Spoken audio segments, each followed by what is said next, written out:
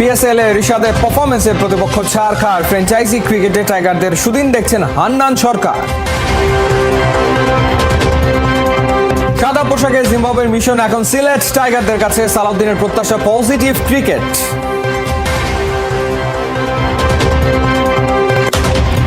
নারী বিশ্বকাপ বাছাইয়ে বৃহস্পতিবার ওয়েস্ট ইন্ডিজকে করতে হবে চেকমেট। ম্যাচ জিতলেই জ্যোতিদের মিলবে বিশ্বকাপের টিকিট। 3 গোলে পিছিয়ে বার্নাবুতে মাঠে নামছে রিয়াল। লস ব্লাঙ্কোদের আটকে দিতে মরিয়া আর্সেনাল।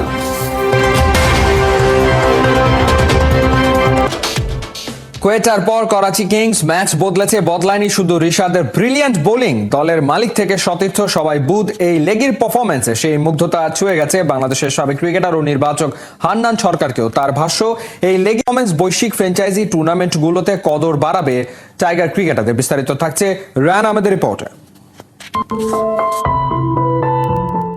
রিশাদ, আমি তোমাকে ভালোবাসি। লাহোর কালান্দার্স মালিক এবং টিম ডিরেক্টর সামিন রানা দলটির সোশ্যাল মিডিয়াতে রিশাদকে নিয়ে এভাবেই বাংলায় কথা বলে চমকে দিলেন সবাইকে। জবাবে মুখে হাসি নিয়ে ব্যাপারটি যে তার পছন্দ হয়েছে তা হাতের ইশারায় জানিয়ে দিলেন বাংলাদেশি এই লেগ স্পিনার। টিমমেটদের সবাই তখন তার জন্য বাজাচ্ছিলেন তালি। পর মুহূর্তে সিরিয়াস মুডে সামিন রানা জানিয়ে দিলেন রিশাদ যে এখন পিএসএল এর হাইয়েস্ট উইকেট টেকার। টুর্নামেন্ট শেষেও যে তিনি সর্বোচ্চ উইকেট শিকারীই থাকবেন সে বিশ্বাসের কথাও। স্কিপার শাহিন আফ্রিদি এবং টিমমেটদের তালি বাজানোর শব্দে তখন কান পাতা দেয়। এই তালি তো রিশাদের অর্জন করা বাকি সতীর্থদের বিশ্বাস আর সম্মানের প্রতিফলনও। লাহোর মালিকের মতো রিশাদে মুগ্ধ বাংলাদেশের সাবেক ক্রিকেটার এবং নির্বাচক হান্নান সরকার। রিশাদ এই ভালো করাটা আমাদের বাংলাদেশ ক্রিকেটের জন্য বিরাট একটা পাওয়া।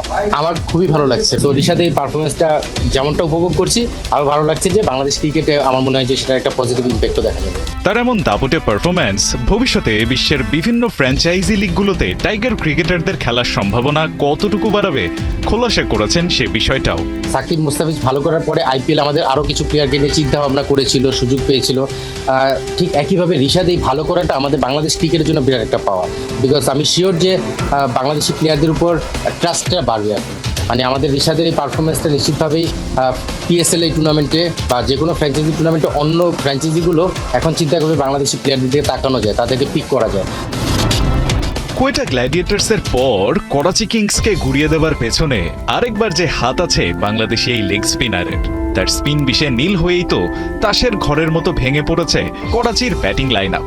ওই ম্যাচে 26 রানে 3 উইকেট নিয়ে বনে গেছেন টুর্নামেন্টের সর্বোচ্চ উইকেট টেকার। মাথায় উঠেছে ফজল মাহমুদ ক্যাপ। বাংলাদেশি লেগিকে সরাসরি প্রথম দেখা কালান্দার্সের ইংলিশ তারকা স্যাম বিলিংসও মুগ্ধ তার এমন চোখ ধাঁধানো পারফরম্যান্সে। অকপটে জানিয়েছেন রিশাদের বয়সী একজনের এমন দারুণ বোলিং তার চোখে রীতিমতো অবিশ্বাস্য রকম অসাধারণ।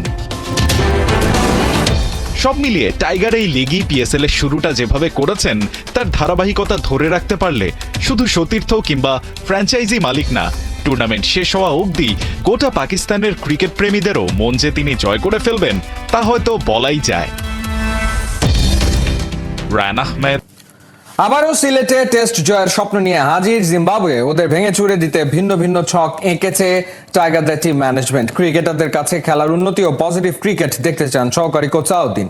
পিএসএল এ রিশাদের বাড়তে থাকা আত্মবিশ্বাস নাকি কাজে লাগবে জাতীয় দলে। সাইফুল রূপকের রিপোর্ট। হ্যাঁ, বড় প্লেয়ার্স আমার রিশাদ খেলে বড় প্লেয়ার্স ওরা মাঠে নামবে তখন আপনারা অনেক হাইপ তুলে ফেলবেন। সে কি টার্ন গুগলি, স্পটটাও অসাধারণ। পিএসএল এ রিশাদ ম্যাজিক পারফরমেন্স দিয়ে আলোচনার কেন্দ্রে হাইপ উঠে গেছে লাহোর কালান্দার্সের রিশাদ হোসেনের। টাইগার ভক্তদের জন্য স্বস্তির বিষয়, সামনের মাসেই পাকিস্তানের মাটিতে 5 ম্যাচের টি20 সিরিজ খেলবে বাংলাদেশ।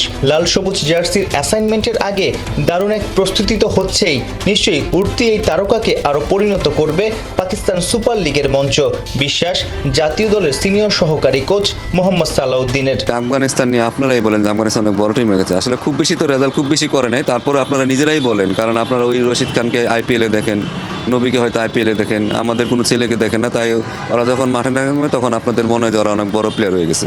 অ্যাকচুয়ালি সেটাই আমি হচ্ছে আমার ছেলেরা বাইরে খেলুক, তখন আপনারাই বলবেন না আমার তো লিটন দাস খেলতেছে বড় প্লেয়ার্স, আমার রিশাদ খেলে বড় প্লেয়ার্স, ওরা মাঠে নামবে তখন আপনারা অনেক হাইপ তুলে ফেলবেন। সো সে একেবারে সিম্পল। সো আমার কাছে মনে হয় যে খেলতে দিলে অ্যাটলিস্ট ছেলেটা নিজেও চিন্তা করবে ওরকম, আমরা চিন্তা করব, এবং সেই সাথে তার সে আসলে নিজের রেসপন্সিবিলিটি সম্পর্কে অনেক কিছু শিখবে। বাইরে একটা ড্রেসিং রুমের সাথে শেয়ার করবে, সে অনেক কিছু জেনে আসবে, অন্য কোচের সাথে আন্ডারে কাজ করবে, টিমের পরিবেশ দেখবে, কালচারটা শিখবে, যেটা আসলে পরবর্তীতে আমার ন্যাশনাল টিমের জন্যই অনেক লাভবান হবে। পিএসএল এ পরপর 2 ম্যাচে 3টা করে উইকেট রিশাদের। টাইগার লেগের নৈপুণ্য দেখে আফসোস কি বেড়ে যাচ্ছে?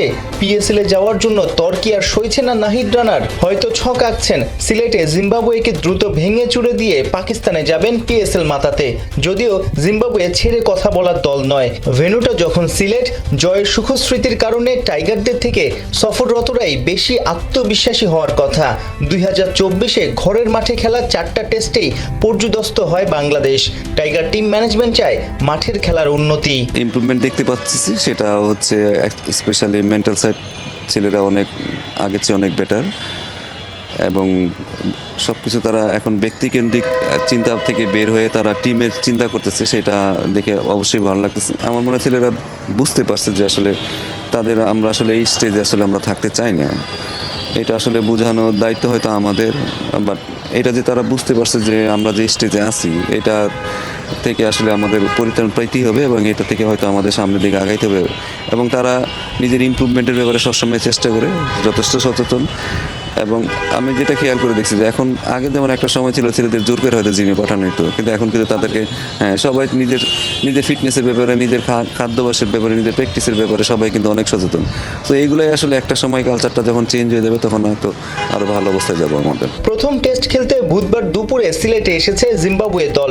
গোটা দিন বিশ্রামে কাটিয়েছে টিম বাংলাদেশ। টানা 3 ম্যাচ জিতে শক্ত অবস্থানে বাঘিনীরা বৃহস্পতিবার সকাল 10:30টায় ওয়েস্ট ইন্ডিজের মুখোমুখি হবে বাংলার মেয়েরা। থাইল্যান্ডের বিপক্ষে 178 রানের বড় জয় বিশ্বকাপ বাছাই মিশন শুরু করে লাল সবুজরা। এরপর 2 উইকেটে হারায় আয়ারল্যান্ডকে। জ্যোতিদের সামনে পাত্তা পায়নি স্কটল্যান্ডের মেয়েরা। 34 রানে তৃতীয় জয় তুলে নেয় বাংলা। মেয়েদের বিশ্বকাপ বাছাইয়ের শীর্ষ 2 দলের মধ্যে জায়গা করে নিতে আর মাত্র একটি জয় দূরে বাংলাদেশ। সামনে আছে কঠিন দুটো পরীক্ষা। ওয়েস্ট ইন্ডিজের পর লড়বে পাকিস্তানের বিপক্ষে।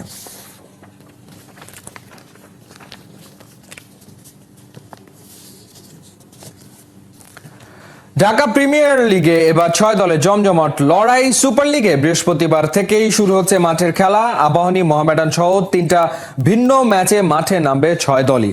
সুপার লিগের প্রথম রাউন্ডে মিরপুর শেরে বাংলা ক্রিকেট স্টেডিয়ামে মোহামেডানের প্রতিপক্ষ রূপগঞ্জ।